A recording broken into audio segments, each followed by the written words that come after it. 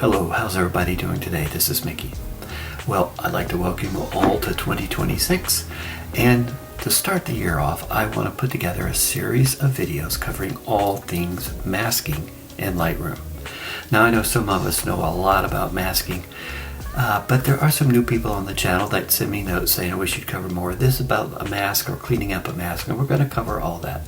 Plus, there's some of us at a certain age, this includes me, that it's a good thing to review some of your skills and see if there's anything new that we haven't seen before, any kind of shortcuts or better tips on how to clean up a mask. So that's what we're going to do in the coming weeks. Today I want to start out with just the basics of the masking tools, the masking panel itself, because there are a lot of different tools that we can use for shortcuts and to enhance the 26 masks. And that's right, there are 26 masks in Lightroom, because remember, we have multiples under landscape and under people, so add all those together and we have 26 masks that we can look at. Alright, let's get started looking at our masking panel. Now, this first video is going to be a little longer because we're going to be covering the tools of the masking panel, which applies to all types of masks. In the upcoming videos, they'll be much shorter and they'll just cover every single mask along with any tips and tricks we have for cleaning or applying the mask. So to start out, we go to the masking icon right here and click on it, and it brings up the panel. There is a shortcut for this, and it's Shift W. Shift W opens and closes the masking panel. Now when the masking panel is open, you see all the masks that we have available to us. And like I said, there are 26 in total, and that's because we have 8 under landscape and 8 more under people and 3 under the range mask panel itself. To apply a mask, you just select the type of mask that you want to do. Now for this example, we're just going to start out with a sky because we can't see all the panel tools until we at least put one mask on. When we do that, you'll see there's a panel that's initiated. I have it in the upper right hand corner of my canvas. This can be really anywhere, either in your panel or anywhere on your desktop. So all you have to do is hover over the bar and move it around to exactly where you want. If you want it within your panel here, drag it till you see the blue line and it drops it in here. I don't like it here because it takes up a little more space, especially when I start getting more masks and I can't see my controls. So let's move it back, and I'm going to put it right here, and this is sticky, so wherever you put it, it's going to be there every time you start up Lightroom. Alright, so this is our masking panel, and these are our masking controls. This looks just like our controls down here for the whole picture, and this is where a lot of people mess up. This is for masking, while this is for the entire photograph. Alright, so if I move exposure here, you can see we make changes in our sky masking area. Now if I make changes here, exposure, it affects the whole photograph. So don't be tricked. Don't scroll down here and think that you're going to be affecting the mask. Stay up in this gray area, and that's where we can apply changes to the mask. Now when we put our mask on, you notice we have something called an overlay, and that is a colored area that will be affected by the changes we put in place. And we'll talk about this overlay in just a little bit. Let's go back to our panel here and look and see what we have. At the very top, it tells us what kind of mask we've selected, which is Select Sky. We also have this Invert button. If we click this, it inverts the mask to cover the area that we had opposite of the sky. So since we had sky, we got everything in the foreground on the invert. Now, looking at this, you can see we did not create a new mask. We just changed the mask we had in existence. There is a simple command we have if we want to duplicate it, invert it, and we'll get to that in just a little bit. But for now, let's turn the invert off. I'm going to add just a little exposure change in here. And as you see, our overlay goes off. And that's a setting within masking. It's one that I like, and we'll cover that setting here in just a second.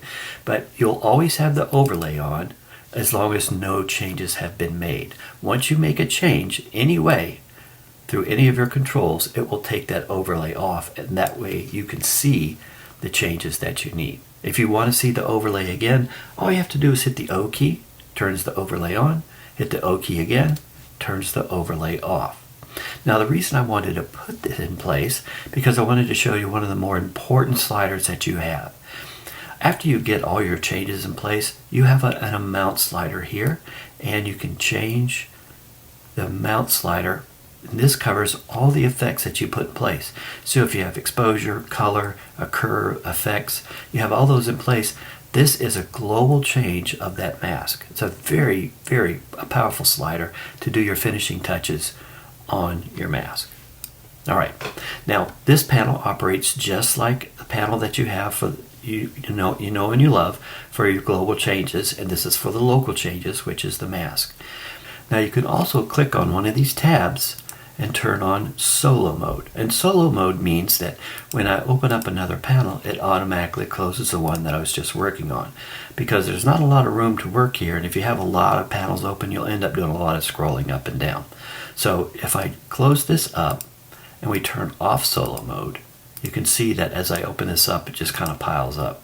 So it's just a nice hint to go ahead and turn off solo mode or turn on solo mode, and that way it keeps all your work area nice and clean.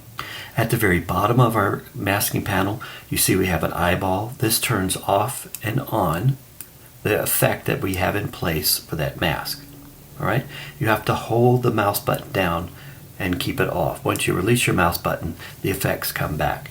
You also have the delete all masks, and you can close the panel, which takes you out of the masking panel. Like I said before, you can hit Shift W and do the very same thing. All right, so now let's look at the masking panel up the right hand corner here. Once you've created your first masks, all subsequent masks will be created with this plus mark right here, create new mask. So if we want to add another mask, we would click here, and we could say, let's do a color range mask, and I'll pick a color, and now we have a color range mask. All right, and let's just go to tone here, and we'll make a little tone change like that. So now we have two masks in place. Also at the top we have a little question mark. If you click on that, it will give you a little shortcut page showing you all the shortcuts, and we're going to be going over some of these. If you don't remember them, just click that little question mark and all those shortcuts for you will be right here. You also have this double chevron here, which collapses the menu or the panel, so it gives you more space. You can still use these, but the controls are little icons: subtract, add, and the mask itself. And now we're looking at the masks themselves. These will apply two. One is the sky mask, and the next one is a color range mask. If this mask one is kind of confusing and you want it to say sky, all you have to do is double click on it and type in sky and hit OK, and that brings up the sky. It's always going to tell you what the submask is of the main masking area. And you can change the name of any one of these if that's what you want to do. All right, let's move to the bottom of the panel and look at Show Overlay. All this checkbox does is turn your overlay on or off. You can get the same effect by hitting the O key, on, off, and let's leave it on, because now we want to look at this next little box right here, and this is our overlay control box. All right, so we're going to go right over here, and this allows us to choose our overlay color, because if you have a predominantly green screen, you don't want a green mask. It'll be hard to see things. So like we have a lot of yellows here. If I pick an orange or umber color, I can't see where the mask is. I prefer to have magenta because that's kind of an unnatural color. You don't find that color in nature much, so that's why I select it. But all you have to do is take the color picker and select any color that you want, and that will be the color of your mask. Now under here, you see we have an opacity slider. This makes our mask overlay more opaque. So if we move it all the way to the right, you can see it's really dark. And it might be hard to see some of the things you're trying to mask or not mask if you have it very dark. And I usually have mine set at about 50%, about right there. Now right up above that you see custom colors. And custom colors are colors that are predefined so that if you click on them, it takes the mask right to that color. And you might say, well, I don't particularly like this color swatch selection. I want my own. So all you have to do to make your own color swatch selection is click the color that you want to put in place, and we'll look at cyan, hold your Option key down and click on the swatch that you want to fill it in with. And say, this one I want to be red, this one I want to be green, and this one I want to be yellow. I like it yellow. This fifth swatch here is the current color that the mask is selected. So if I want to go back to magenta, I can click up here, or I can click right here and bring that color back. Down below you see overlay shows, and it's showing that it's applying the overlay in the affected area. That's the area that we're going to make the change. You also have a selection of the unaffected area. Now, I've never seen that used. You might be someone that finds that more effective in applying masks than not, but by default, and most of the time, you'll see it in the affected area is where the overlay will be applied. Now let me show you just one other shortcut, and you don't even have to have the overlay mode open for this to work. We'll go ahead and shut that down. But if you hit Shift O, it will cycle through those predetermined swatches that you put in. So you don't have to open up your overlay mode to change the color. Just hit Shift O, and every time you hit Shift O, it will cycle through those 4 colors that you had in your predetermined swatch. Alright, let's move over next to these ellipses, these 3 dots, and click on that. And as you can see, we have the mask overlay mode. Now the mask overlay mode is how that overlay is applied to your photograph. Right now we're in cover overlay, which means that the overlay is that color that is applied to the photograph, and no other effect is applied with the overlay. It's just the photograph with the overlay. Next we have cover overlay with black and white. It applies the overlay to the photograph and then turns the rest of the photograph black and white. It might be an easier way for you to apply a mask or clean up a mask if you have that type of overlay. Then we have image on black and white. Right, so we have our mask in color and the rest of the image in black and white. Very similar to the black and white and cover overlay. Next is image on black. So what we're seeing is the area that's going to be affected. All the other areas that are not going to be affected are black. And this again will help you really define the edges of your mask when you're trying to clean it up. The next one is image on white. It's just like black, except we have white. The last one is called white on black, and this is what I call the true mask. White reveals, black conceals. So that means the white area is showing us that's the area that's going to be affected, and the black area shows us the area that will not be affected, and that's what's masked out. Now, just like we had a shortcut for our overlay color, we also have one for the overlay mode. The shortcut is Option O. Each time you hit Option O, it changes through the different modes. As you can see here, this final one, the one I like the most is the white on black. It's just a really good mode to do some fine masking. And if you hit the O again, it takes us right back to cover overlay. So every time you hit the O, it moves through each mode, bringing you back to the original one. The other selections we see on here is automatically toggle display overlay. This is that option that I was talking about earlier, where when you make a change, the overlay disappears. So if there's no changes to your photograph or to the mask, the overlay will automatically disappear. So if I make a change, let's turn overlay off, we'll take the exposure away, and you can see our mask or our overlay appears. As soon as I make a change, the overlay goes away, and that's what that option is for. Hide the masking panel, auto hide, that just hides the panel if you don't want to see it when you're not masking. Show pins and tools.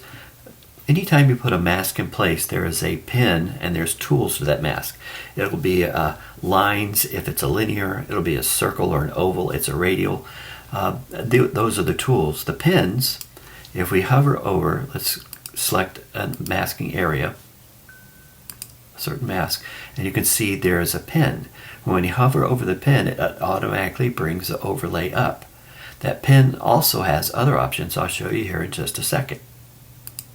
So this allows you to set the pins to auto show up when I choose the mask, but then they go away when I'm not on the mask anymore. You can have them always show up and never go away. You can have them show up once you've selected the mask, or you can have them never to show up. All right, so that's our selections for pins and tools. And this is show unselected mask pins. If you want to show mask pins that haven't been selected, then you can choose this option. It gets kind of jumbled up mess by having all those pins show up. This is a way for you to limit what shows up and what doesn't show up. The cover overlay settings is that very same thing. If we click this little box here and bring up the cover overlay control box, that's also how you get to it from a menu. Now you also have control of some of these settings, the mode and the pins in your toolbar down below.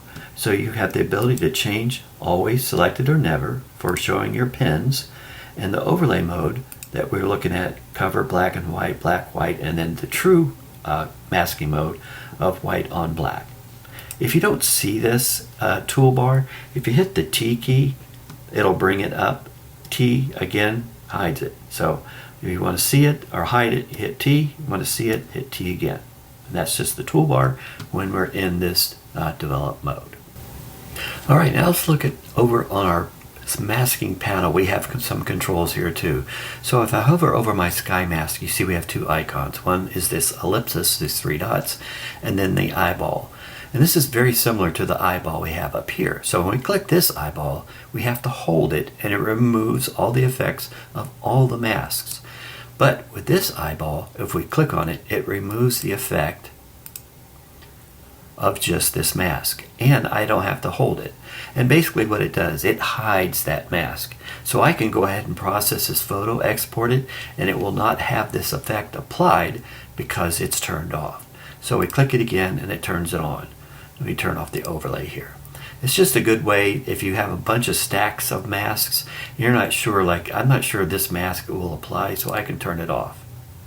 And that way I like this effect rather than having it in place. But it's a good way just to hide the mask if you don't feel it's being effective on the photograph. Next to that, with the ellipsis, we have several commands under here. Let's look at these. First, we have rename. This is the same command or same way that if we double clicked and put in our rename feature right here. So you have a menu for that if you want to use it. Invert sky. That's going to do just like that invert checkbox that we checked earlier. It's going to invert the mask and put all the changes to the area that was opposite of the sky. Now you notice it doesn't make a new mask, it just inverts the existing sky mask. So now we really have no sky mask because we inverted the sky. So let's turn this back. If you want to make a separate mask of an invert, that is your next selection. Duplicate and invert. So when we duplicate it, you see have a mask for the foreground, which is inverted, and you could just double click here and put foreground. Click OK. So now we have a foreground and we have sky. So it's just a good way to add another mask if you think the inverted mask would be helpful in your masking. Alright, let's go back to our ellipsis, and now we see intersect with. This is a very powerful feature to add mask and to clean up a mask, and this is going to be a whole separate video, and we'll talk about that later.